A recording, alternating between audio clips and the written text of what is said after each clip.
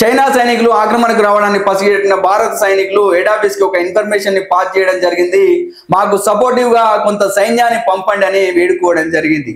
China Bharat bye bye అన్న సందర్భంలో ఇలా జరగడాన్ని చూసి హెడ్ ఆఫీస్ కు సంబంధించిన వాళ్ళు నమ్మలేకపోయారు. మీరు వెంటనే అక్కడి నుంచి వచ్చేసేయండి, వాళ్ళకున్న బలం ముందు మనం ఓడిపోతామని చెప్పేసి హెడ్ ఆఫీస్ నుంచి ఒక మెసేజ్ కూడా పాస్ కావడం జరిగింది. కానీ అహిర్ సైనికులు వెనకడుగు వేయలేదు.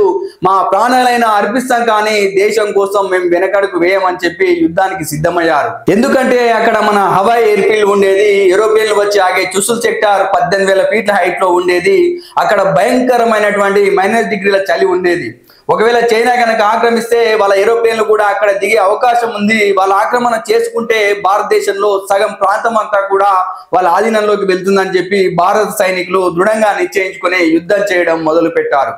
ప్రాణాలైనా అర్పిద్దాం కానీ వెనకడుగు వేసేది లేదని సైనికులంతా దృఢ సంకల్పం తీసుకున్నారు. మా శివాలను దాటి వాళ్ళు వెళ్లాల్సిందే తప్ప మేము వెన్ను చూపి వెనకడుగు వేసేది లేదని ప్రతిజ్ఞ చేశారు.